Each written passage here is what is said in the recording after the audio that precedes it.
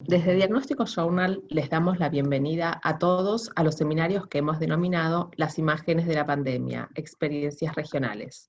Hoy presentamos nuestro cuarto webinar bajo la consigna Ampliando los límites del conocimiento. A quienes estén conectados con un dispositivo móvil deberán horizontalizar el mismo para la correcta visualización. Hoy nos acompañan dos profesionales médicos, los cuales harán sus exposiciones expresando sus vivencias y experiencias en su ámbito laboral y regional de trabajo.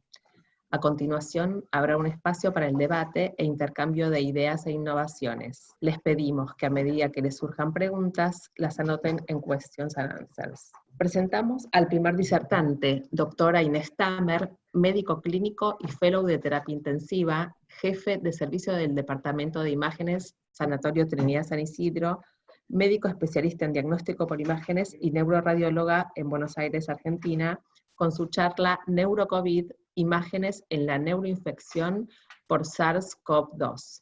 Adelante, doctora. Muy bien, muchas gracias. Vamos con esta presentación. Quiero agradecer la gentileza que ha tenido esta organización de webinars de invitarme, y la verdad que me siento muy agradecida, y además es un momento de integración con colegas de otros sitios que están teniendo una vasta experiencia en neuroimágenes y COVID, como también en otras imágenes. Bueno, para hacer un poco más amena esta presentación, le vamos a dar inicios a la misma. Bueno, la historia de COVID creo que ya todos lo conocemos, porque a pesar del corto tiempo que tenemos en conocimiento de la misma, todos hemos tenido mucha lectura y mucha información por diferentes fuentes. La historia de esta enfermedad se sitúa en los meses de noviembre y diciembre solamente del año pasado, donde en una ciudad portuaria de China Central, en la provincia de Hubei, tiene aparición los primeros casos de una neumonía grave de causa no aclarada. Hacia fines del año pasado, en 31 de diciembre del 2011, la Organización Mundial de la Salud informó la existencia de varios casos de neumonía de etiología desconocida, cuyo epicentro principal eran en la ciudad de Wuhan. A pocos días después, el 7 de enero, se identificó un nuevo tipo de coronavirus, a recordar que los coronavirus son virus respiratorios conocidos ya desde la época del siglo pasado, desde los años 60, y que son causantes de varias infecciones, particularmente del tracto respiratorio, pero también intestinales y renales. Hacia el día 12 de enero se secuenció el genoma del coronavirus y recibió el nombre de COVID-19. Para menos de un mes, donde estaban los casos de neumonía siendo muy importantes, en la revista Lancet se publica la primera serie de 41 pacientes con neumonía, de los cuales de esta serie el 36% requirió asistencia por el estado de gravedad en unidades de cuidados intensivos.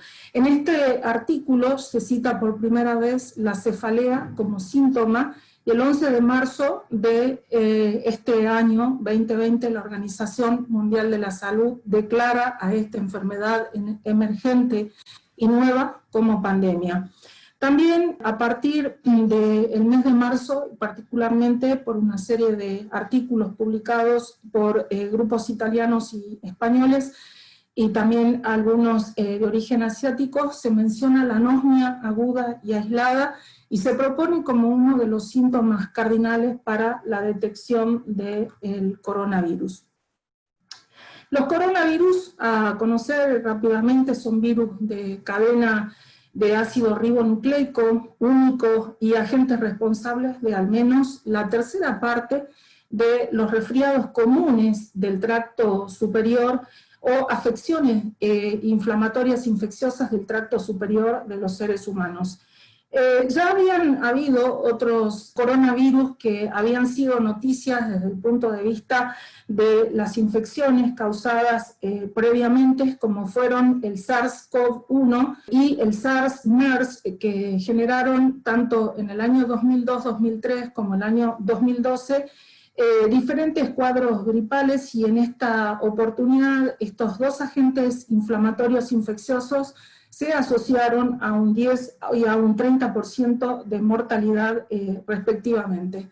Se cree que los murciélagos se consideran la fuente del huésped natural de este virus, y el SARS-CoV-2 podría haberse transmitido al ser humano a partir de un huésped intermedio. Algunos postulan que fue el murciélago y otros un animal cuyo nombre es el pangolín. El genoma, la estructura genómica del SARS-CoV-2 tiene elementos que son muy específicos, un poco difíciles de entender y de comprender, que favorecen la replicación del virus y la formación de una nucleocápside y una proteína de anclaje que es la que se une a la célula del huésped. Básicamente, para entender la estructura del virus, hay que conocer que tiene una glicoproteína de superficie, que es muy importante, una proteína de envoltura, una proteína de membrana y una proteína de la nucleocápside, que son esenciales para que el virus pueda unirse a la célula del huésped y continuar con su capacidad infecciosa. Sobre todo, la proteína de superficie, que a su vez cuenta con dos subunidades, es la parte, digamos, casi una de las más importantes y clave, que determina el grado de tropismo celular de un receptor específico y que hace que el virus pueda pegarse a la membrana de las células. Bueno, esta infección provocada por el SARS-CoV-2 tiene diferentes momentos en la evolución de los pacientes que van a tener infección. En el día cero, cuando el paciente está asintomático, puede estar precedido de algunas muy pequeñas molestias localizadas en el tracto respiratorio superior o medio, sin que el paciente infectado tenga síntomas que le son característicos o muy llamativos. En el día 3 a 5, el paciente que es considerado con una infección que cursa como en forma leve o moderada, que representa el 80% de los pacientes infectados, los pacientes van a quejar de cefalea, fatiga, disnea, tos o dolor de garganta en diversos grados, desde leves a moderados.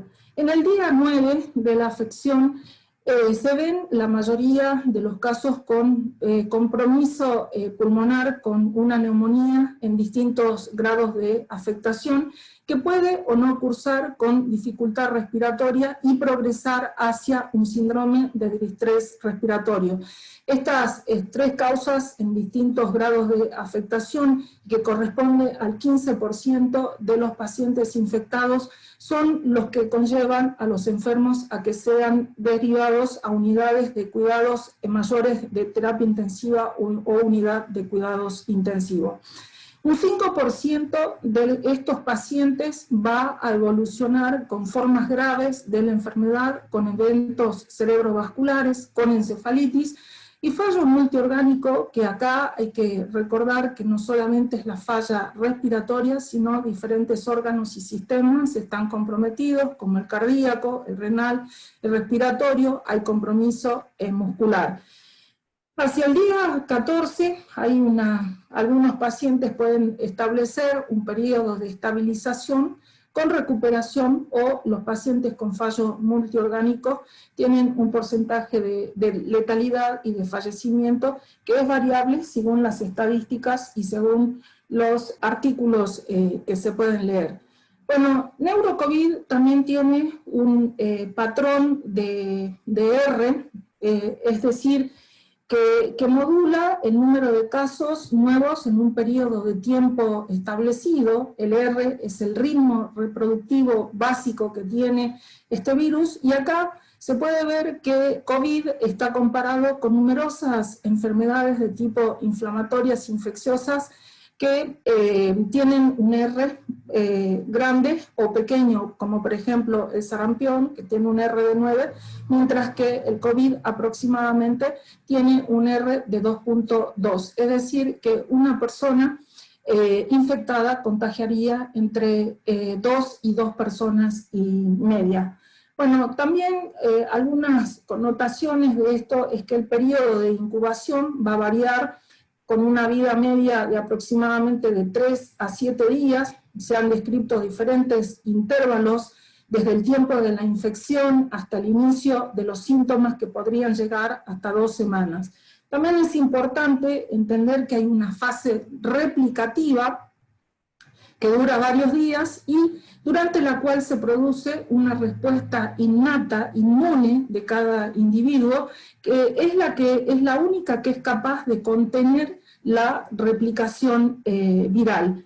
En esta fase replicativa pueden aparecer síntomas leves que en general son la consecuencia del efecto citopático directo del virus y de la respuesta inmune del individuo. Si el sistema inmune innato de cada individuo no logra limitar la propagación del virus, entonces aparece una fase de afectación pulmonar con sintomatología más variada.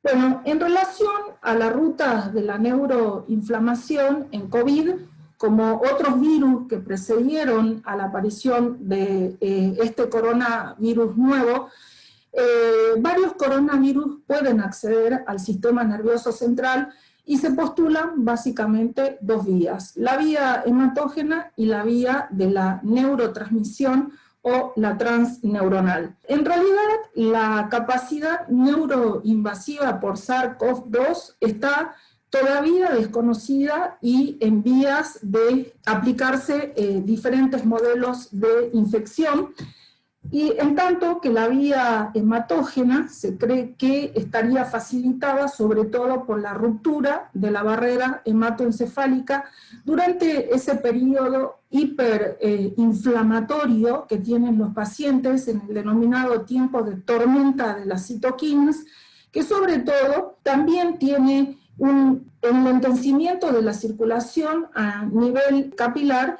o infección de las células con posterior entrada al sistema nervioso central.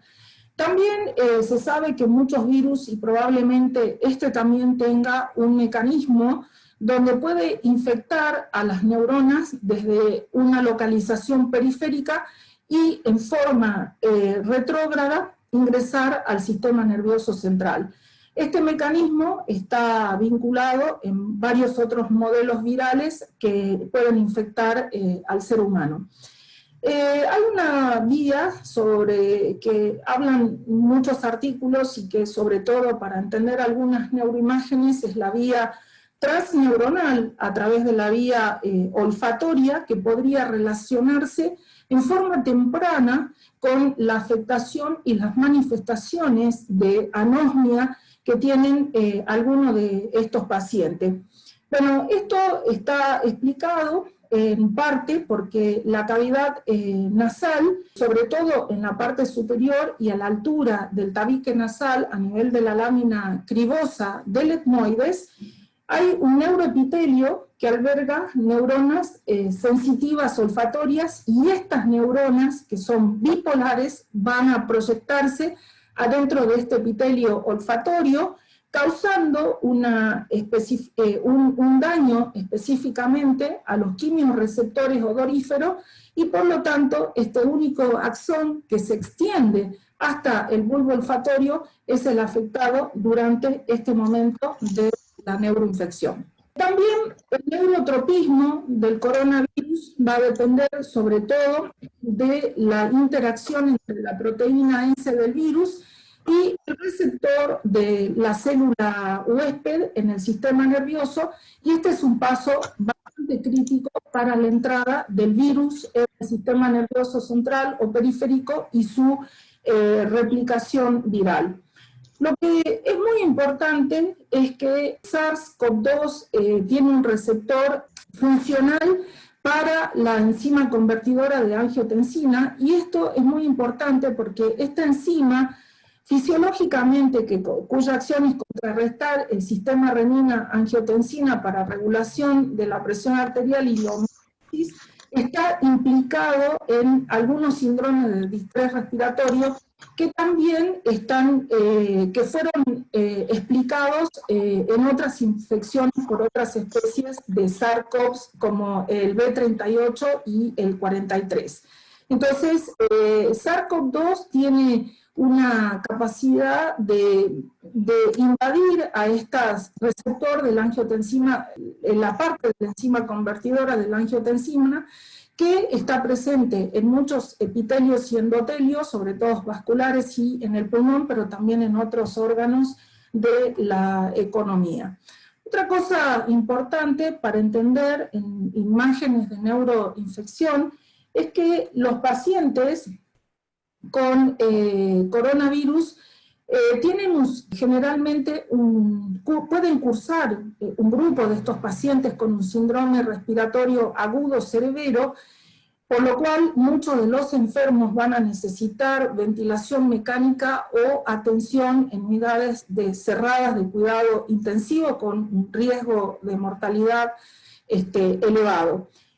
COVID-19 se asocia a una falla multiorgánica en pacientes con neumonías severas, y también se ha observado que en estas neumonías tienen cambios tempranos de afectación en el sistema de coagulación, la activación plaquetaria, y hay disfunción vascular predominantemente arterial. Todos estos cambios unidos van a provocar eventos relacionados con daño vascular, como infarto de miocardio y accidente cerebrovascular isquémico.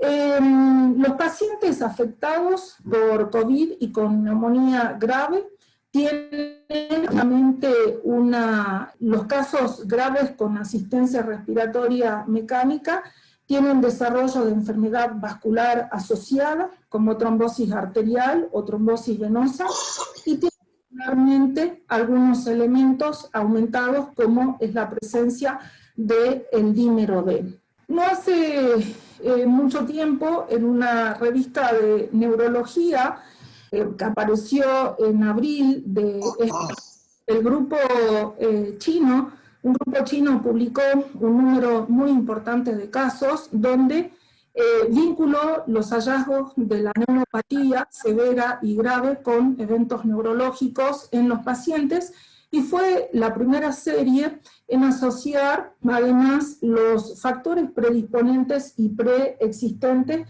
de estos pacientes como eventos cardinales que pueden afectar la evolución del enfermo. También se sabe que SARS-CoV-2, además de utilizar el receptor de la enzima convertidora de la angiotensina que tiene expresión en varios órganos, también se expresa en las células endoteliales, y en estas células endoteliales, en muchas imágenes de microscopía electrónica, se ha observado la presencia de acúmulos virales, es decir, que esta carga viral en estos elementos vasculares y endoteliales es también muy importante, y también ayudaría a explicar muchas de las imágenes.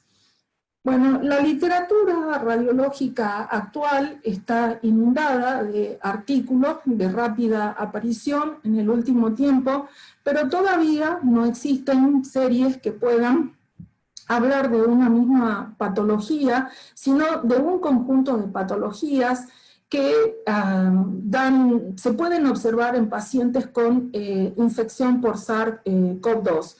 Básicamente predominan las lesiones isquémicas, lesiones hemorrágicas de múltiples formas y en múltiples localizaciones, los cambios vasculares, lesiones con afectación de la sustancia blanca, y en muy raros casos hay compromiso de tipo medular.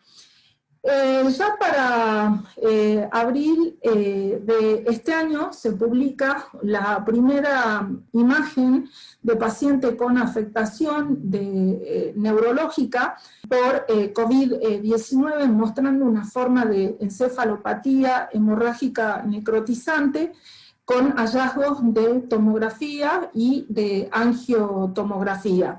Este artículo es muy interesante en un paciente que cursaba una infección severa. Este mismo artículo es interesante ver las formas de afectación en las regiones profundas talámicas paramedianas y también afectación en las regiones anteriores de los hipocampos como una forma de leucoencefalopatía diseminada. Y también es muy llamativo en este primer artículo la presencia de los cambios hemorrágicos profundos asociados a edema y rasgos diferentes de patrón de refuerzo vascular. Sucesivamente aparecieron muchos artículos donde COVID-19 se asoció a otras formas de leucoencefalopatía y hemorragia, y el número de artículos fue aumentando. En la actualidad disponemos de una gran cantidad, algunos como casos individuales y otros como serie, como se menciona en este multicéntrico publicado por un grupo italiano. Bueno, también existen publicaciones específicas dedicadas a manifestaciones neurológicas de pacientes hospitalizados con enfermedad de coronavirus en la provincia de Wuhan, donde básicamente los pacientes con infección severa eran los que más tenían compromiso del sistema nervioso central. Generalmente los pacientes con neumonía severa también tienen síntomas severos, y la aparición del stroke en este grupo de pacientes, que fueron 214, incluyen las formas isquémicas y las formas hemorrágicas. A continuación voy a mostrar una serie de casos que me fueron cedidos por colegas, dado que no he tenido experiencia personal en esto, para ver algunos compromisos del sistema nervioso central en COVID. En esta mujer de 58 años que fue ingresada por sintomatología respiratoria con compromiso del parénquima pulmonar bilateral con extensa neumopatía, evolucionó con una neumonía grave y durante la internación desarrolló una anisocoria de instalación brusca. Como puede verse en la tomografía, se ve edema cerebral difuso e imágenes compatibles con lesiones isquémicas, con territorialidad vascular de la arteria silviana y territorios limítrofes. Otra paciente que cursa con una neumonía grave por COVID también desarrolló síntomas de alteración del sensorio. En una primera imagen se pueden ver algunas muy pequeñas lesiones hipodensas de localización subcortical en los centros semiovales, con diagnóstico probable de ictus embólico. La paciente fue estudiada por imágenes de resonancia magnética, observándose la aparición de múltiples imágenes de localización predominantemente profunda, con cambios isquémicos en la difusión y en el ADC-MAP. Esta paciente también tenía cambios microhemorrágicos profundos en las regiones talámicas y de localización subcortical, que, como bien lo menciona la literatura, son frecuentes en los pacientes con compromiso neurológico grave, tanto en imágenes isquémicas como en imágenes hemorrágicas. Esta paciente desarrolló complicaciones de tipo vascular en vasos de gran calibre, como en este que estamos viendo acá, en la arteria carótida interna subpetrosa, y desarrollo de pérdidas e irregularidades segmentarias en la vasculatura, casi diríamos como el hallazgo habitual de una vasculopatía, en este caso vinculada a un agente infeccioso SARS-CoV-2. Acá vemos otro paciente con una neumopatía severa y bilateral de 48 años, que cursando con el diagnóstico positivo de COVID desarrolla un distrés respiratorio importante con cambios significativos en las imágenes, Durante la internación el paciente desarrolla pupilas no reactivas y la imagen de la tomografía muestra edema cerebral difuso con múltiples lesiones de localización supra e infratentorial con un patrón córtico-subcortical de lesiones hemorrágicas agudas y con significativo efecto de masa. Bueno, otro paciente cursando con una neumonía severa, que los que hacen cuerpo sabrán apreciarla mucho mejor que la que está hablando, con afectación de ambos campos pulmonares en forma bilateral, que desarrolla una lesión isquémica de tronco positiva en la difusión, con compromiso de ambas regiones paramedianas de la protuberancia y de la parte superior del hemisferio cerebeloso, es decir, con un territorio vértebro-basilar infratentorial afectado, y donde la angiotomografía muestra claramente la oclusión de la arteria basilar en su tercio proximal y en su tercio medial, casi hasta cercano al origen de las arterias cerebelosas superiores. Este es un caso bastante dramático que me lo cedió la gente de San Pablo, de un paciente de 62 años, con antecedentes de tabaquismo y de hipertensión no controlada, que hace un síncope en la vía pública, es trasladado por medio de ambulancias a un hospital y como parte del protocolo previo a la administración, estaba en ventana, previo a la administración de la anticoagulación endovenosa, se le realiza una imagen de tórax, observándose las clásicas o imágenes que son compatibles con neuroinfección. Una PCR durante el curso de su internación fue positivo para COVID. Bueno, mucho se habla sobre el ataque de los bulbos olfatorios durante el transcurso de esta infección. En esta imagen en paciente con PCR positiva para neurocovid se ve la estenosis a nivel de las hendiduras esfenoidales sin cambios significativos en los bulbos olfatorios, como se ve muy bien en esta secuencia de STIR, que no hay compromiso. Sin embargo, muchos artículos en la literatura muestran que el córtex olfatorio en la región frontal basal, a proximidad de la lámina cribosa del etmoides, puede verse afectado durante el curso de leucoencefalopatía por COVID. Los pocos artículos que hay en la literatura dicen que hay una curación completa con la regresión de los síntomas y pocas secuelas de los pacientes con este daño. Existen muy pocos reportes en relación a la afectación de los casos medulares o radiculares, aunque la forma de daño de Guillain-Barré con una polineuropatía anterior o con daño axonal ha sido reportada en los dos coronavirus anteriores, en el SARS-CoV-1 y en el MERS, como por compromiso anterógrado del sistema nervioso central. En este caso se ve una muy pequeña mielopatía dorsal ventral a la altura del cuerpo vertebral de D10, y el paciente tenía imágenes compatibles con una neumopatía, lo cual motivó su estudio por resonancia magnética y tomografía, encontrándose imágenes compatibles con neumopatía por COVID y posterior observación de una PCR positiva.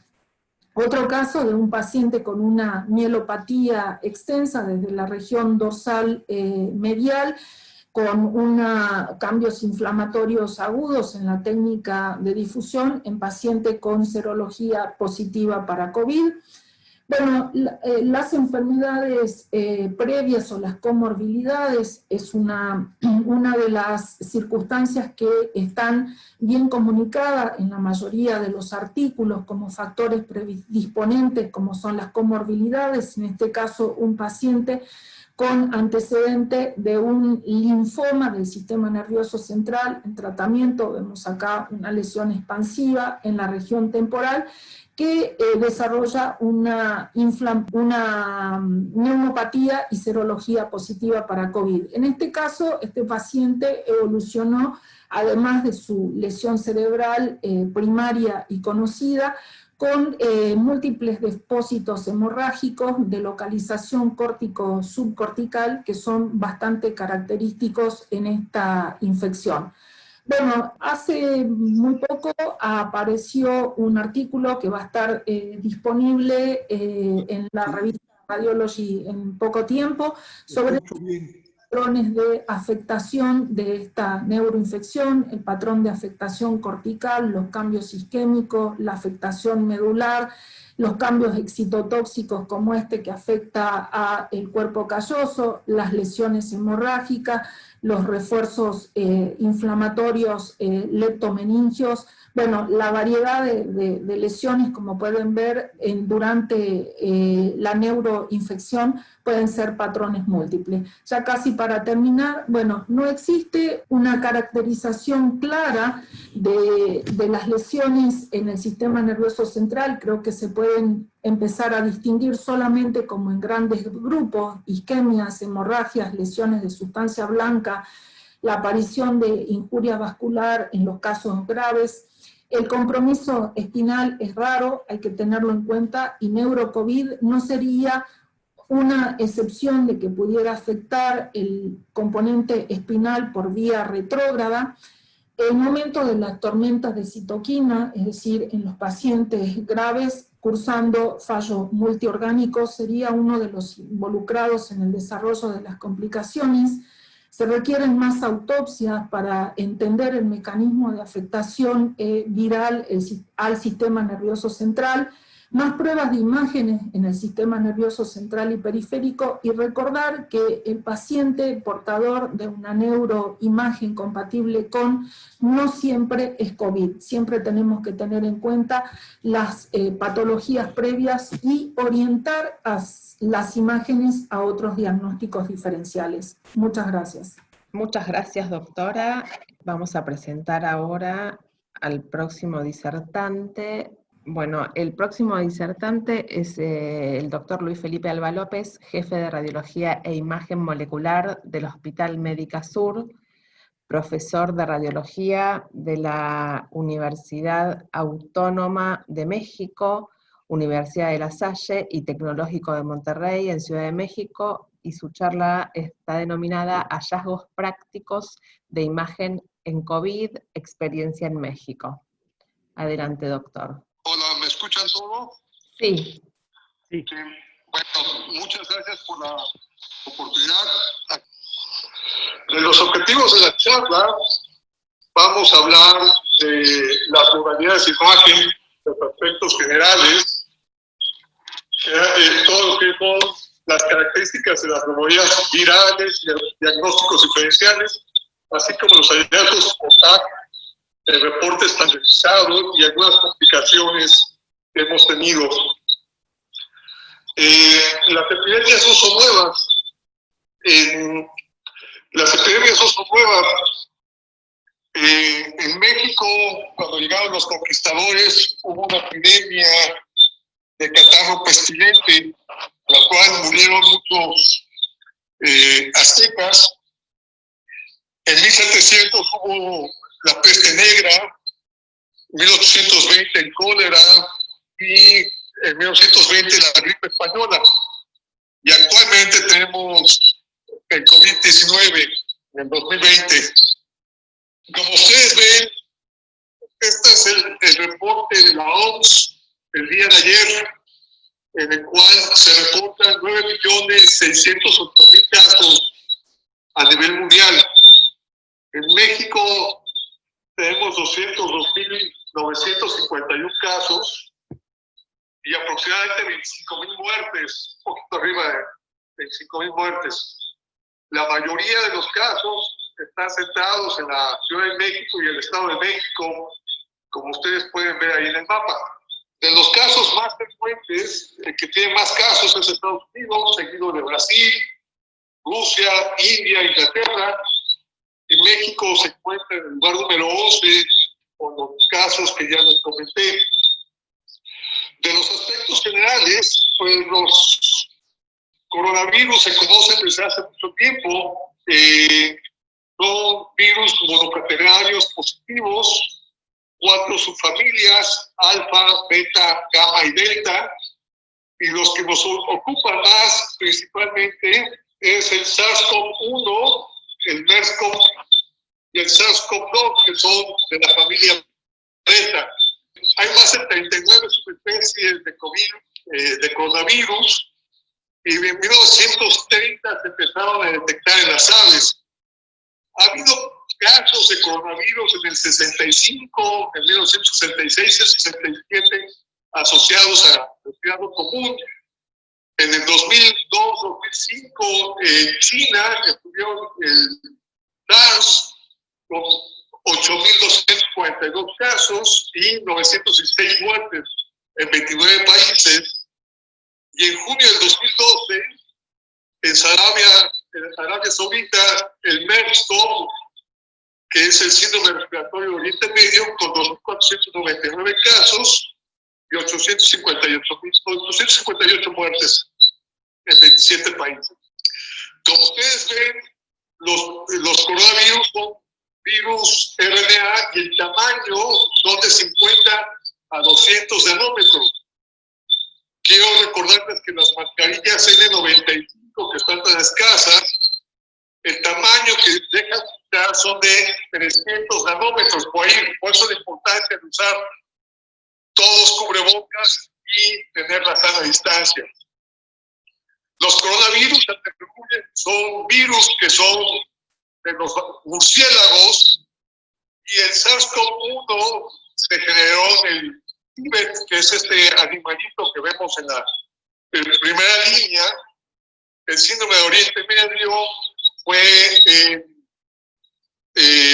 dromedarios, y el actual COVID-2 se asocia a este pangolín, que es como un armadillo ahí, que fue la causa del contagio a seres humanos.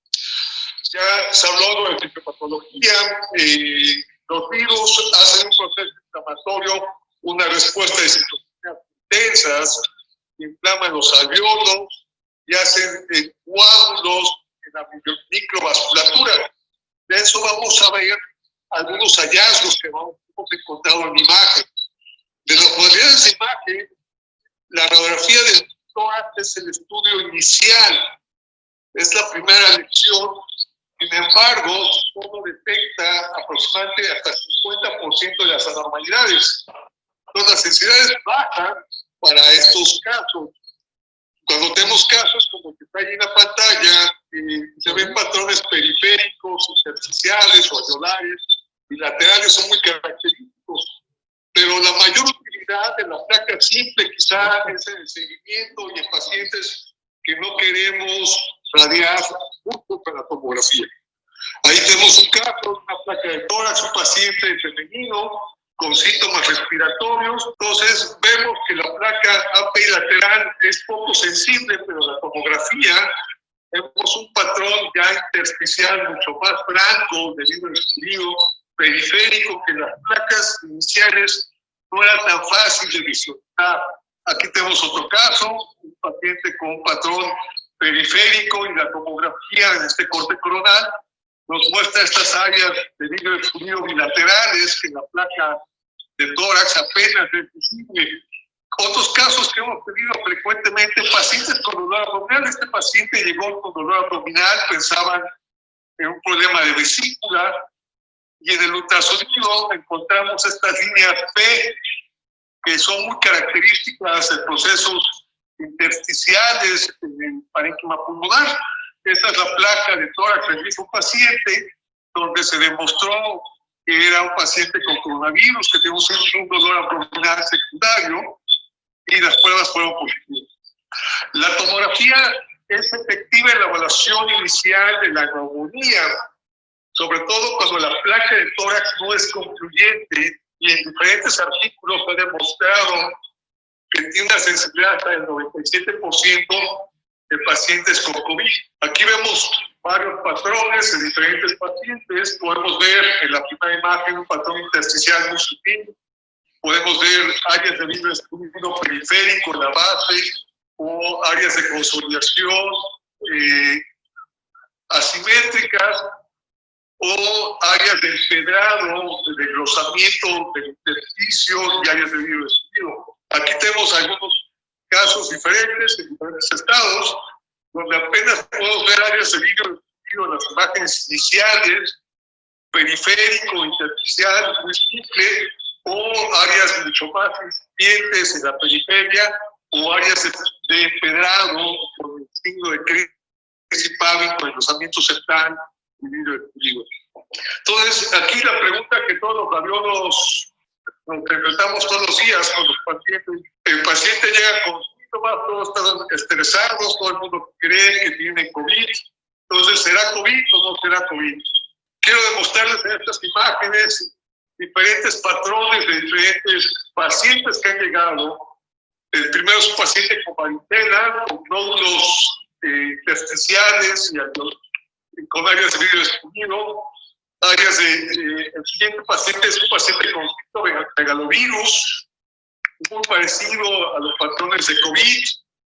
El siguiente es un paciente con neumonitis, con una neumonía, paciente con HIV ya conocido, con la exclusión esquística.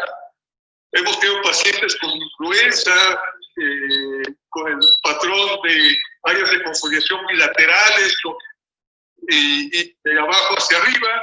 Y finalmente rinovirus, que muestran patrones de consolidación y de vidrio esculpido que nos pueden hacer confundir.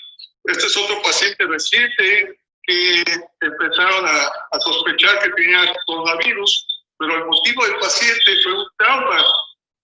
Lo que estamos viendo aquí es una zona de contusión pulmonar. No hay que confundirse con coronavirus. La siguiente, por favor. Pacientes con edema, pacientes que tenemos hospitalizados, vemos el área de vidrio esculpido más axial la difusión. Y esto lo hemos encontrado con derrame. Los pacientes con coronavirus no se asocian a derrame. Hay que tener en cuenta que no todos los pacientes son coronavirus. En la evolución, se ha demostrado desde los primeros casos de Wuhan cómo evoluciona la tomografía. Es muy bueno en el diagnóstico inicial. Los primeros 4 días vamos a encontrar o estudios normales o pequeñas áreas de consolidación multisegmentarias, periféricas. De 5 a 13 días vamos a encontrar progresión de estos infiltrados intersticiales que pueden llegar a la consolidación. Y finalmente, estos patrones se pueden limpiar y disminuir en su densidad o formar fibrosis después de 14 días. Este es un caso de un médico que afortunadamente ya está bien, y él presentó todos los patrones durante su estancia en el hospital. Como vemos, las pruebas de laboratorio, la IgG, la IgM y la PCR, tienen diferentes estadios. Podemos ver que la PCR tiene un inicio gradual, una curva gradual que es más alta, más o menos a los 14 días y después va a bajar. La IgM empieza a crecer a partir de los 7 días de inicio de los síntomas, y la IgG a partir de los 14 días, que significa ya una inmunidad permanente. Lo interesante es que la tomografía es positiva de los 3 a los 4 días después del inicio de los síntomas. Podemos encontrar datos de vidrio periférico, áreas de neumonitis, que nos hacen sospechar desde etapa muy temprana, y por lo tanto son los estudios de elección en el diagnóstico. Entonces tenemos varios escenarios. Tenemos el paciente que le hacemos una prueba de PCR, pero a estos pacientes el 30-40% van a tener falsos negativos. Mucho es por la distribución del tabique nasal de los cometes, o que la muestra es muy pequeño, el hisopado es pequeño y no puede demostrar en la totalidad la positividad. Cuando un PCR positivo, tenemos una sensibilidad aproximada del 60% y un ATAC del 88%.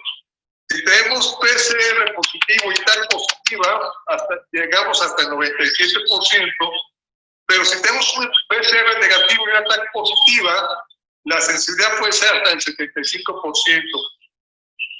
Es muy importante recordar que 45% de los pacientes van a tener una mejoría radiológica por tomografía antes que por PCR. Entonces vamos a encontrar hallazgos radiológicos importantes. Hay diferentes patrones de severidad.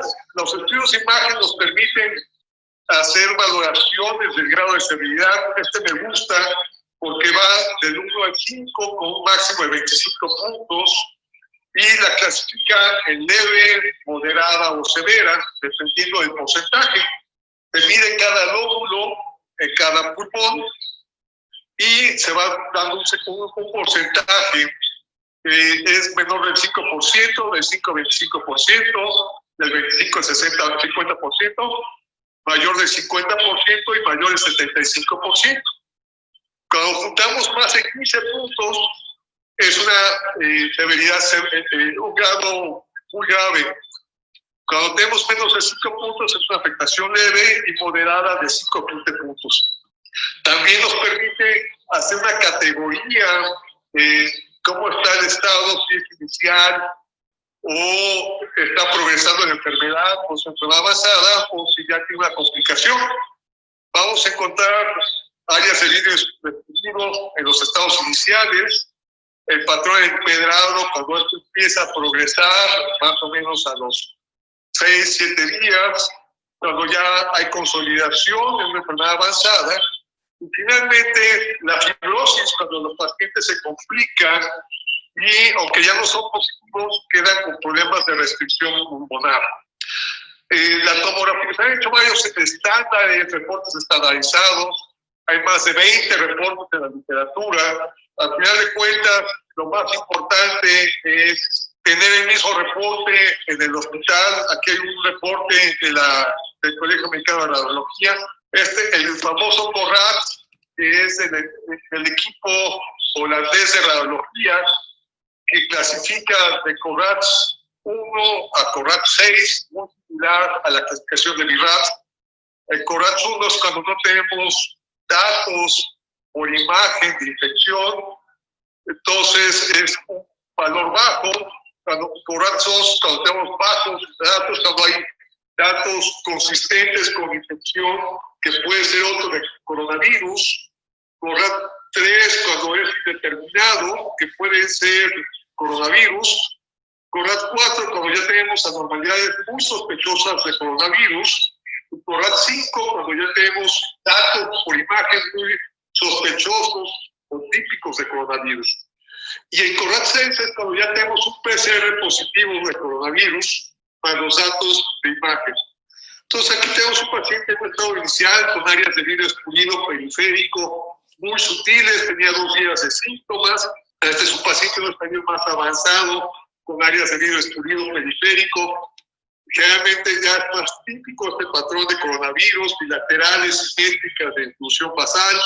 Este es un médico que tenía PCR positivo, un familiar tenía datos de coronavirus y la tomografía de él fue negativa, en todo momento no demostró síntomas o signos radiológicos. Este es otro paciente con una placa sospechosa, la tomografía muestra áreas de vidrio escurrido mucho más incipientes, mucho más características bilaterales, placa simple de tórax, un paciente que ya está intubado en terapia y la tomografía demuestra mucho más fácil los infiltrados intersticiales y alveolares bilaterales más característicos. La placa simple es de gran utilidad para ver la evolución de los pacientes, sobre todo en terapia, que no queremos mover al área de imagen o de otras áreas. Entonces vemos cómo va evolucionando desde el primer día al 4 día, cómo se ven áreas de consolidación periférica, datos ya de mayor insuficiencia del paciente, inclusive ya está intubado. En la evolución, este es otro caso, vemos al 4 día de los síntomas, áreas de consolidación periféricas y basales, el parche, que a los 9 días empiezan a limpiar y a los 14 días, afortunadamente, solo quedan algunas bandas de fibrosis y retracción pleural que se van desapareciendo con el transcurso de los días. Aquí tenemos otro paciente, cómo va evolucionando el día 29 de abril, áreas de vidrio estudio muy intensas, y el 6 de mayo ya estaban mucho más limpias las áreas de vidrio escudido, ya con las áreas de retracción pleural y engrosamiento septal, que habla de que probablemente se iba a complicar el paciente. Este es otro paciente, cómo evolucionó y cómo se van limpiando los patrones intersticiales y se hacen menos densos. Ya en este momento, en la última tomografía, el día 14, el paciente ya estaba asintomático y en su casa. Datos de progresión, vemos la zona de consolidación, cómo progresa a áreas de consolidación mucho más densas, bilaterales, con broncograma aéreo y mucho más extenso. Aquí tenemos otros pacientes que hemos encontrado diferentes patrones, algunos periféricos y algunos nodulares centrales de vidrio escudido. Realmente los centrales los hemos visto en pacientes más jóvenes y los periféricos los hemos visto en pacientes de mayor edad o con mayor complicación. Otra de las complicaciones, el barotrauma, un paciente con neumomediastino, afortunadamente salió bastante bien. Aquí tenemos otro paciente, la siguiente, con un neumotórax a tensión secundario al COVID, hizo neumomediastino y afortunadamente se resolvió venturosamente para el paciente. La siguiente, por favor. Pacientes con dolor abdominal, este paciente pensaba en apendicitis y en los cortes inferiores de la tomografía vimos el típico patrón de vidrio escudido periférico y al final de cuentas no fue apendicitis, la apendicitis era normal y era COVID. Entonces, acordarse que muchos pacientes llegan con dolor abdominal y son pacientes con COVID. Este es un paciente con un infarto, llegó con dolor torácico, tenía COVID y se demostró la zona de isquemia en la coronaria derecha con la placa de ateroma ahí en forma importante. Aquí tenemos otro paciente que llegó con datos de EBC, vemos una arteria cerebral hiperdensa, áreas de isquemia en la perfusión cerebral, y en la tomografía vemos el patrón típico de COVID, periférico, con áreas de vidrio escudido, bilateral, sin derrames, aeromegalias. Este es otro caso de un paciente y llegó a su control de PET. Ya en remisión vimos este hallazgo de áreas de vidrio escudido con captación de radiofármaco que se demostró que era COVID. Otro paciente con cáncer que también estaba en remisión con algunos nódulos de disminución de tamaño y encontramos infiltrados de COVID. La reconstrucción tridimensionales es muy buena para ver la afectación pulmonar, para que el clínico entienda y el paciente qué tanto afectación pulmonar. Es una herramienta útil para el radiólogo. La siguiente. Finalmente, nosotros en el hospital tenemos varios tomógrafos. Un tomógrafo es para COVID, el otro lo usamos para pacientes que no son COVID o de otra patología. Hemos usado la cápsula esta que es muy buena, que nos limita el uso de estar limpiando, utilizando frecuentemente el tomógrafo con luz ultravioleta y pesas, el uso menor de bocas, caretas, guantes, porque el paciente está aislado. Entonces es una gran ventaja el tratado de los pacientes en el hospital o de urgencias del área de mano. Pues que hemos visto, pues cómo queríamos trabajar, ya todo el mundo quiere estar aislado de los pacientes. Hay que aprender con esta nueva normalidad y cuidar nuestro medio ambiente. El uso excesivo de cubrebocas, guantes, ya está contaminando nuestros océanos, a pesar de que estamos recluidos a nivel mundial. Como conclusión, la tomografía es alta sensibilidad y especificidad para el diagnóstico temprano y de las complicaciones del paciente de COVID, así como de su evolución. La radiografía es útil en el seguimiento hospitalario y estados avanzados de estos pacientes. El ultrasonido es muy útil en el seguimiento de los pacientes hospitalizados y en pacientes con hallazgos inesperados. Y lo más importante, la seguridad del personal de salud con el uso adecuado de la sana distancia y los dispositivos de protección personal. Quiero agradecer principalmente al personal administrativo que está en el hospital, al personal de intendencia, enfermería, técnicos, residentes y médicos que estamos todos los días con nuestros pacientes en la línea de batalla. Y finalmente la siguiente, recordando la diosa azteca que hace fallar para mantener la sana distancia. Obviamente esto es una broma, pero muchas gracias por su atención y cualquier cosa que tus órdenes. Bueno, muchas gracias, doctor. Llegamos ahora al momento del debate, donde los panelistas responderán a las preguntas, moderados por el doctor Gustavo Criscuolo y con el doctor Gabriel Coan como panelista invitado. Así que adelante, Gustavo, podés empezar con las preguntas. Buenas tardes. Bueno, mi nombre es Gustavo Criscuolo. Yo voy a moderar un poquito las preguntas que se han hecho. Doctor Alba, ¿usted me escucha? Sí, te escucho muy bien. Doctor, me gustaría agradecerle por la presentación, principalmente, y darnos una visión integral de cómo manejan ustedes allá el problema que se está planteando tanto a nivel mundial como regional. Y quería preguntar particularmente por cómo hacen para...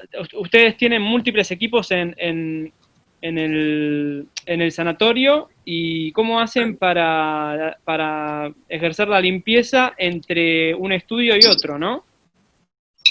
Es correcto. La limpieza se hace entre cada paciente. La cápsula nos ha ayudado a disminuir tiempos y ahorrar material. Ultravioleta, que también disminuye el tiempo de limpieza, porque aunque los tomógrafos son muy rápidos, el tiempo de limpieza nos hace lento el trabajo.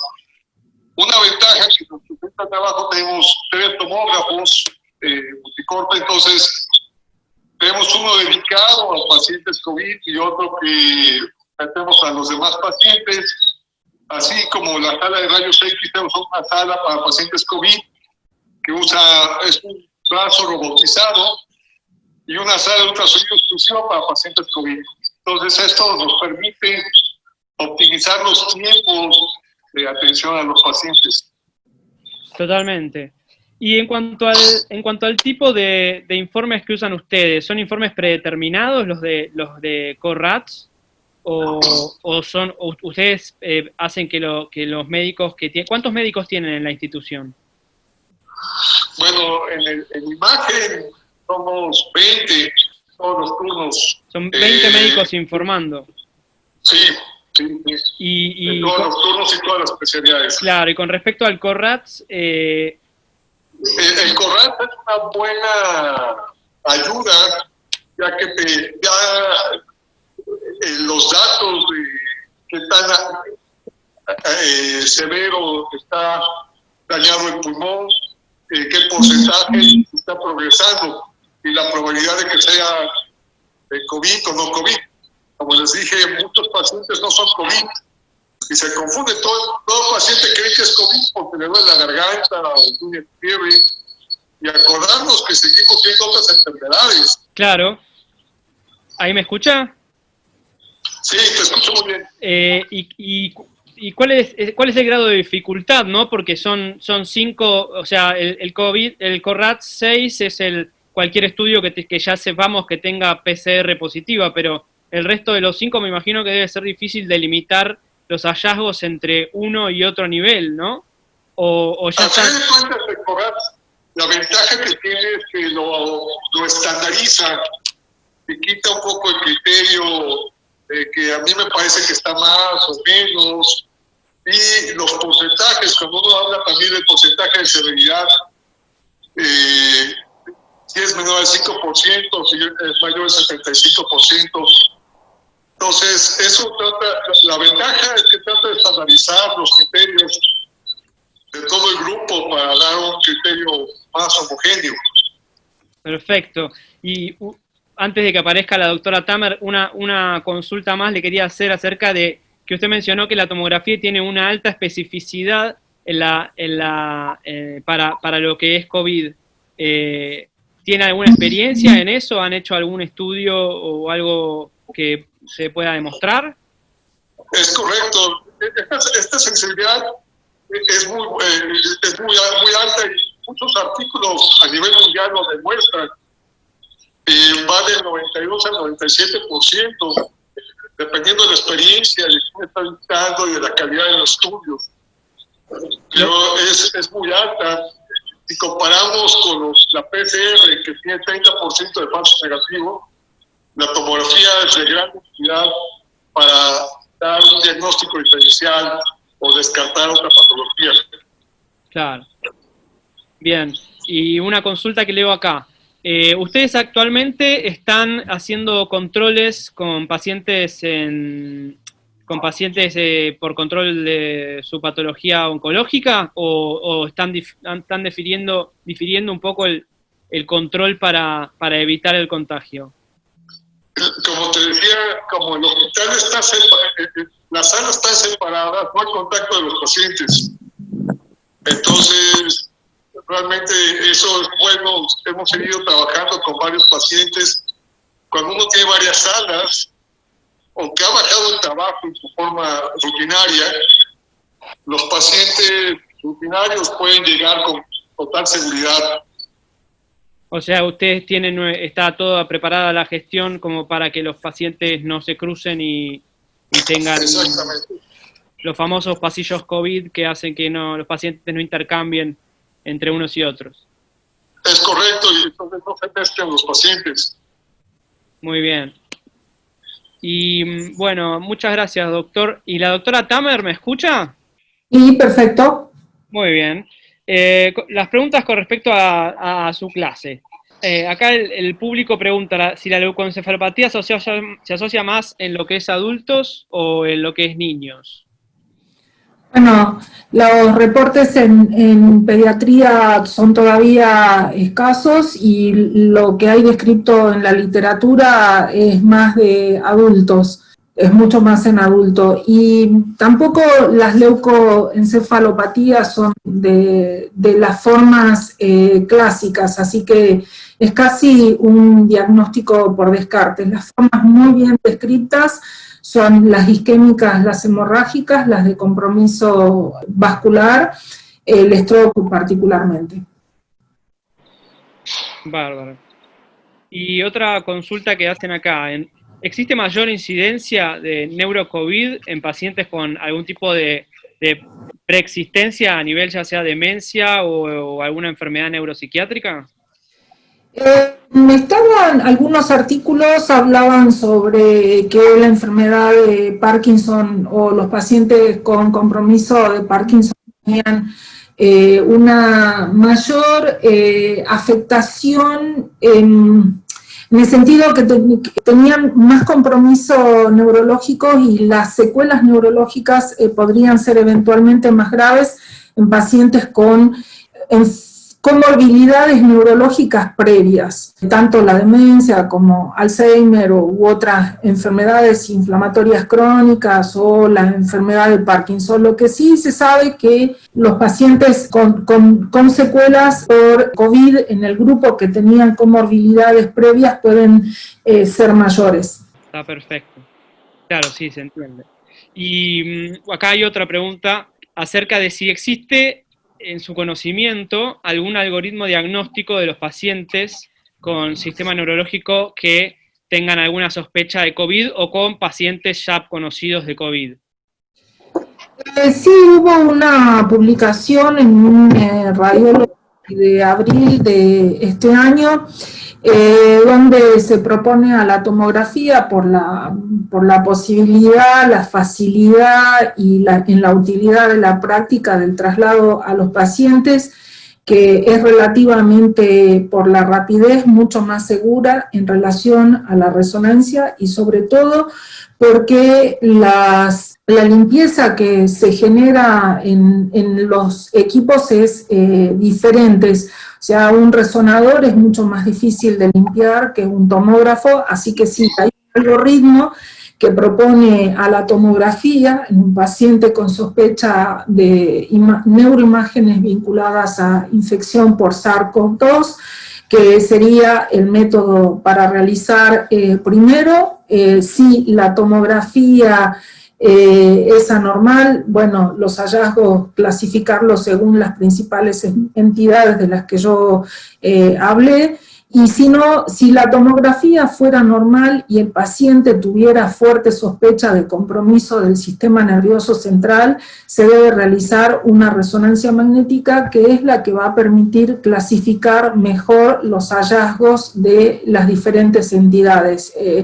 El compromiso meningoencefálico, el compromiso parenquimatoso isquémico o hemorrágico, y con utilización de angioresonancia, el compromiso de la vasculatura intra y extracraniana. También la tomografía, que es un método rápido en pacientes con sospecha de neurocovid y stroke, la utilización de angiotomografía, que es un protocolo bastante rápido y seguro de realizar, y cuya lectura también tiene resultados positivos para el tratamiento eventual de los pacientes. En resonancia están recomendadas el uso de siempre la técnica de difusión, y sobre todo en los equipos de alto campo magnético estables, las secuencias de susceptibilidad magnética para la localización de las lesiones hemáticas, que el puntillado hemorrágico, los sangrados subaracnoideos o parenquimatosos, que aparentemente en esta neuroinfección son bastante característicos de la entidad en pacientes con PCR positiva y hospitalizados con neumopatía que evolucionaron a daño neurológico. Claro. Perfecto, muchas gracias. Y una consulta acá más interna, acerca de lo que usted había mencionado, de que los pacientes con afectación neurológica son de alrededor del 5%. Dentro de ese bajo porcentaje, ¿hay cosas hoy publicadas en las que la localización de las lesiones tenga algún grado de sensibilidad como para tener algún grado de certeza en el diagnóstico? O sea, pensar el diagnóstico desde un cuadro neurológico y después ir a un cuadro torácico, ¿o no? Yo creo que el algoritmo diagnóstico, si fuese al revés, es decir, no tenemos un paciente que tiene el inicio clásico con una neumopatía y tiene un inicio con una patología neurológica. Creo que hay que contar entre los síntomas cardinales en un contexto epidemiológico. Los síntomas cardinales neurológicos que están descritos en muchos de los artículos, como son la cefalea, la anosmia, la hipoxia, la pérdida del gusto, la debilidad de miembros superiores, el compromiso de la neurona motora periférica, los cuadros cualquier cuadro de alteración del sensorio, el ictus, en un contexto epidemiológico, y con una realización de una PCR para COVID. Si la neumopatía no fuera la inicial, creo que es una sumatoria de puntos que podrían colocarlo al paciente en un inicio neurológico y no en un inicio respiratorio y sospechar la entidad. Claro. Sí. Y usted al mismo tiempo ¿recomienda o tiene algún conocimiento acerca de si se puede dar seguimiento a las lesiones por resonancia o simplemente... Bueno, la mayoría de los artículos publicados en resonancia magnética han sido en países donde han tenido un número muy significativo de casos, como todavía no es la Argentina, en relación a los países asiáticos, europeos o América del Norte. La necesidad del entendimiento de la fisiopatología de la neuroinfección, la posibilidad de colocación del paciente en un resonador para interpretación de las imágenes han sido los dos motivos principales por los cuales estos enfermos han sido beneficiados con un estudio de resonancia magnética. Sin embargo, todas las series publicadas hablan sobre recomendaciones en relación al tiempo durante el cual el paciente permanece en un estudio relativamente prolongado en relación a otros métodos que son menos prolongados, como una tomografía. Entonces está todo vinculado con la dinámica del servicio de imágenes que va a recibir el paciente, con las medidas de seguridad y adaptarse a normativas internacionales en el manejo de pacientes con infecciones potencialmente transmisibles. Existen reglas que han sido publicadas en muchos artículos de revistas que tratan enfermedades infecciosas, con recomendaciones específicas para el manejo de este tipo de pacientes, donde SARS-CoV-2 no es una excepción. Claro. Una pregunta más para el doctor. ¿Me escucha, doctor Alba? Sí, te escucho muy bien. Muy bien. ¿Qué opina usted acerca del seguimiento del ultrasonido pulmonar en los pacientes? El ultrasonido pulmonar es muy bueno. Sin embargo, yo lo limitaría únicamente a los pacientes graves que están en terapia, que no quieren mover. ¿Por qué? Porque es muy operador dependiente. Claro. Y dos, expone mucho al personal que lo hace. El que lo hace se expone mucho a la carga viral del paciente y lleva más tiempo. Hay protocolos tipo FAST, explorar algunos cuadrantes para hacer menos tiempo. Sin embargo, creo que la tomografía nos da muy buena imagen y los rayos X, que exponen mucho menos al personal y son menos operadores dependientes. Sí. Y en particular, en lo que fue la elección de lo que algunos consultantes toman como el template o lo que es el preinforme, ¿en qué se basaron tanto los servicios como puede estar lo que es el doctor Cohen, ¿sí? El doctor Cohen, que es el jefe del servicio que nos está escuchando, y usted, ¿en qué se basaron para elegir el método de informe, ¿no? ¿De dónde fue por qué priorizaron uno sobre otro? Pues el método de informe debe ser práctico. A fin de cuentas, como decía, hay más de 20 o 30 opciones de informe. En la literatura y todos los días sacan un nuevo informe cada uno. Lo importante del informe es estandarizar el reporte y dos, que hablen todos el mismo idioma. Entonces yo puedo ser un informe muy interesante o muy complejo, pero si nadie me entiende no sirve. El informe, la recomendación, usen el informe más sencillo y que estén de acuerdo con todos sus médicos y sus médicos referentes. Perfecto. Doctor Cohen, ¿algo para agregar? No, primero felicitar al doctor, porque la verdad que fue brillante la exposición, también a la doctora, obviamente. Bueno, no, coincido totalmente. De hecho, lo que nosotros hicimos fue, primero que fuimos variando. Primero hacíamos de una manera, usábamos un template. Actualmente, desde hace un tiempito, usamos el más parecido al nuestro, es el holandés.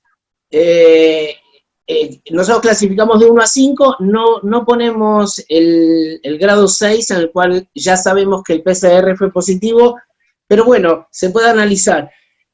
Lo que usamos, a mí me pareció que es el más sencillo, y es el que estandarizamos juntamente con los clínicos, porque en realidad fue hasta casi una demanda de los clínicos hacia nosotros, a que les demos algo sencillo, aún con el riesgo de que uno puede llegar a equivocarse, pero ¿qué es lo que les servían a ellos? A ellos les servían los casos positivos o muy probablemente positivos, porque en base a esos, a ese informe, y antes de tener el PCR podían tomar alguna actitud respecto a los pacientes, si era derivarlos o internarlos, esencialmente, que es lo que más le interesaba para los casos en los que existía esa opción, que no saben qué hacer con el paciente. Antes de terminar, quiero aprovechar que estoy, y le quiero hacer una pregunta al doctor Alba. Quería preguntarle si están usando el protocolo de plasma de paciente convaleciente en el tratamiento de los pacientes con COVID. Si es así, si es que sí, ¿qué rol tiene, si es que tiene algún rol, el informe tomográfico, el tipo el informe que nosotros le hacemos? Ya que se sabe que, por ejemplo, el plasma no tiene sentido usarlo cuando ya la tormenta de citoquinas se explotó, o sea, hay que usarlo precozmente. Entonces, y en relación con eso mismo, si es que la respuesta es que es sí, si es que hay alguna pauta estatal del ministerio, en qué casos usarlo y qué no, porque acá en la Argentina se ha empezado a usar, si bien dentro de protocolos, pero como existe siempre esto, ya los pacientes han empezado a demandar que lo usemos, y lamentablemente en nuestro caso no hay una pauta oficial, estatal, que nos diga cuándo sí, cuándo no. Y el plasma es limitado, no es que uno va y lo compra en la farmacia. Quería conocer su opinión y si es que lo están usando. Y otra pregunta antes de que me contestes es si es que hicieron algún tipo de screening con PCR en el personal de salud de su clínica. Muy buenas preguntas, doctor. La primera, nosotros no lo hacemos. Sin embargo, en varios hospitales lo están haciendo. En algunos hospitales de gobierno y a nivel privado. Les está yendo muy bien a los pacientes y lo están usando en pacientes que están más o menos moderadamente mal o graves, y les va bastante bien a los pacientes. Pacientes que tienen cambios ya por tomografía o por placa de severidad, se les pide se les hace el protocolo de plasma y les ha ido muy bien. Desafortunadamente, nosotros no lo hacemos aquí en mi hospital. Y la otra pregunta de los PCR, no lo hacemos en el grupo porque sabemos que tienen 30% de falsos negativos. Hemos tenido pacientes que se les han hecho 3 o 4 PCRs en diferentes partes, que tienen síntomas, que tienen signos por imagen de COVID y PCRs negativos. Entonces, no es, como screening no lo estamos usando. La recomendación es cualquier personal que tiene síntomas o que se sospeche que haya estado en contacto con algún paciente o con algún familiar, ahí sí lo hacemos. Y vigilancia estrecha. Está bien, muy amable. Y yo sigo con algunas preguntas que van agregando. Aclaro igual que no vamos a llegar a contestar todas las preguntas que están haciendo porque hay un montón, ya que las clases fueron muy interesantes, pero de a poco me van llegando. Y quería preguntarle principalmente a la doctora Tamer si se ha encontrado alguna relación entre la epilepsia y acá en realidad dice la relación entre COVID-19 y epilepsia, pero debe tener que ver con si hay algún grado de descompensación de epilepsia debido a COVID. Particularmente yo no he tenido todavía experiencia en neuroimágenes y COVID. Todo lo que presenté hoy fue de la lectura de la literatura, que es bastante vasto. Sí, los pacientes con neuroinfección pueden tener entre sus síntomas convulsiones, y el hallazgo de la imagen, como todos lo saben, hay un hallazgo que es un simulador de de una afectación encefálica provocado por el estatus epiléptico o la convulsión prolongada, con aparición de imágenes en flare y en difusión. Hay que recordar que COVID provoca daño parenquimatoso, y estos daños parenquimatosos se han reportado en las regiones hipocampales, en los giros temporales, en el córtex fronto-basal, en todos los lóbulos. Las series publicadas, a veces hay mucho publicados y como case report, y aparecen afectaciones parenquimatosas encefálicas en todos los sitios. Particularmente, no sabría cómo más responder esta pregunta en pacientes epilépticos, si neurocovid es una causa de descompensación, y me imagino que, como toda una enfermedad previa, podría desencadenar cuadros un poco más complicados, pero hay que tener en cuenta que los sitios de afectación por la neuroinfección pueden ser capaces de provocar crisis comiciales. Bien. Y una pregunta más para los doctores Cohen y el doctor Alba. Una pregunta interesante, que es, ¿qué sucede? O sea, si ustedes le harían o no una tomografía a un paciente PCR positivo por sintomatología no torácica. ¿Se entiende? ¿Les parece imprescindible hacerles una tomografía de tórax a los pacientes que no presentan sintomatología respiratoria?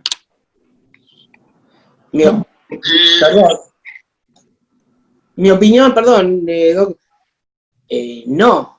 no está indicado. O sea, lo que sí se discute y cada vez se está haciendo más, y el doctor mostró uno de los casos, el paciente que viene a la guardia con dolor abdominal, por ejemplo, ya está incorporado por los médicos clínicos o que ven al paciente, que lo reciben, de pedir, en el caso que le pidan una tomografía de abdomen, le piden tomografía de abdomen y de tórax. No está incorporado el pedido, ya viene tórax y abdomen conjuntamente cuando sospechan, inclusive la eventual posibilidad de que el paciente vaya a cirugía. Aunque sospechen una apendicitis clara y le piden una tomo de abdomen, conjuntamente con el abdomen le piden la tomografía de tórax, pero un paciente tiene un PCR positivo y está asintomático, no. Doctor Alba, ¿qué opinión le merece? Es igual. No está indicada, igual que como dice el doctor. A menos que tengamos alguna otra sospecha, alguna complicación o alguna otra cosa, pero ya tenido el PCR positivo, no está indicada porque muchos son asintomáticos. Claro, sí. Totalmente. Van surgiendo cada vez más preguntas y esta una particularmente interesante para la doctora Tamer, a ver si nos puede desasnar con su experiencia. La afección del sistema nervioso central, ¿está relacionado directamente o proporcionalmente con el número de casos en la curva de la pandemia?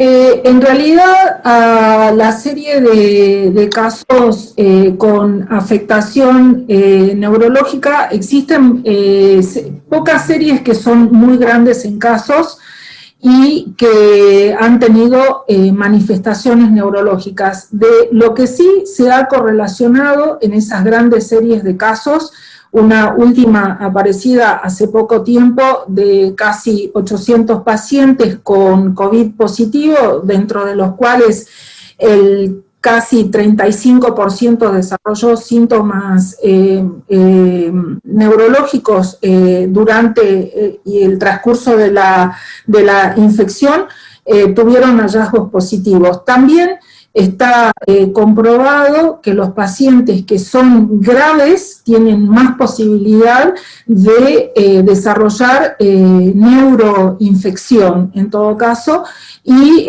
dentro de la neuroinfección, los hallazgos más frecuentes son los que se mencionaron en esta comunicación.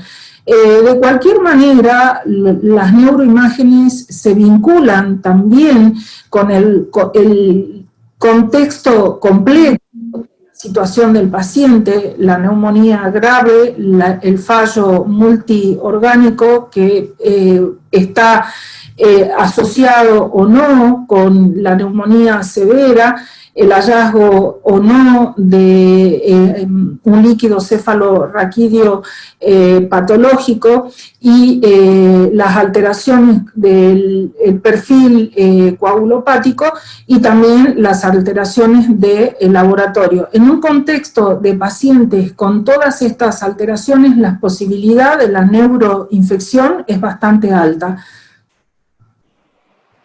Muy bien.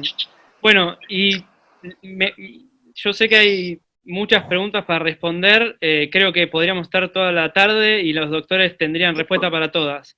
Pero tengo que hacerle la última pregunta al doctor Alba, y si después surge alguna otra pregunta de los panelistas, bienvenida sea, pero nos estamos quedando sin tiempo. Doctor Alba, y también el doctor Coban, ¿recomiendan realizar en los pacientes al egreso una tomografía para controlar el estado de evolución del parénquima pulmonar? Realmente, si no hay complicación, si no hay síntomas, no es necesario, porque hemos visto pacientes con más de 26 días que persisten con cambios tomográficos bastante importantes y que ya son asintomáticos o que están clínicamente mucho mejor. Entonces, todavía estamos aprendiendo este bicho.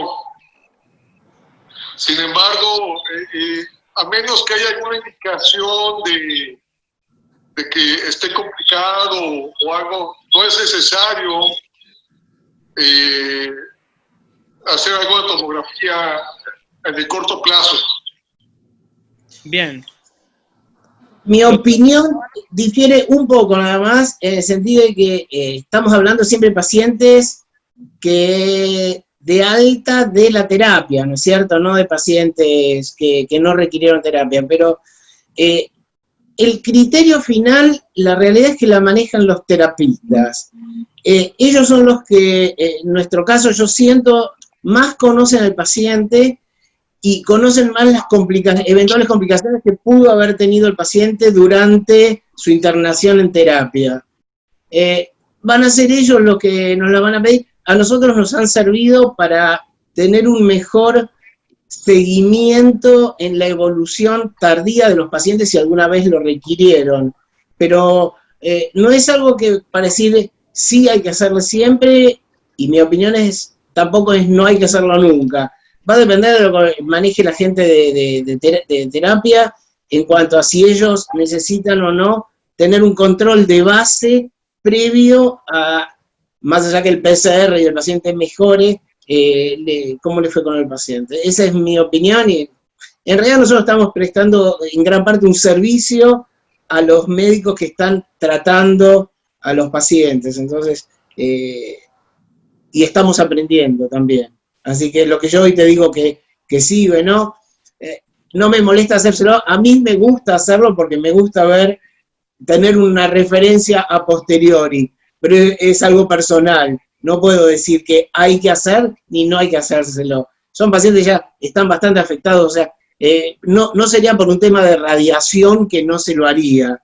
Si uno tiene la disponibilidad y le da cierta tranquilidad a los médicos que son los últimos que le van a dar de alta, a mí me gusta, pero vuelvo a decir, es algo mío, no es que esté indicado. Perfecto. A mí también me interesa. ¿Cómo? A mí también me gusta eso. Claro. Perfecto. Bueno, yo no tengo más preguntas, los voy a dejar con Bárbara. Les agradezco un montón las dos presentaciones y todas las respuestas que estuvieron espectaculares. Lo único que podría señalarle a la doctora Tamer es que no puso una foto de ninguno de sus perros en la presentación, lo cual me llamó la atención, pero esperemos que la próxima tenga la dicha. Así que, Bárbara, bueno. Bueno, muchísimas gracias. La verdad que quiero agradecer muchísimo al doctor Alba López, a la doctora Tamer. Doctor, a pesar de todos los inconvenientes que tuvimos con la tecnología, pudimos hacer su charla. Bueno, esperamos que les haya sido de utilidad a toda la audiencia, y agradecemos a la firma Carestream por su continuo apoyo con los webinars, y los esperamos el viernes próximo en el 5º webinar. Adiós. Adiós. Muchas gracias. Adiós. Gracias. Chao, chao. Adiós.